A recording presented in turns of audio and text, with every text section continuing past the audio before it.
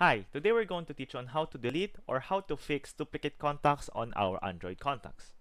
Before we start, please don't forget to like and subscribe. Now let's begin. In our phone, we're just going to simply go to our contacts, and from there, as you can see here, or there are times wherein our contacts can be duplicated because our phones to update, and sometimes it fixes itself and sometimes it has bugs. And from there, on the top right of our screen, we're going to press the three buttons on top, and then we're going to press manage contacts. And as you can see here, there's a button that says merge duplicate contacts. Let's say we have multiple duplicates of numbers. I'm going to press it, and as you can see here, this is just a sample number.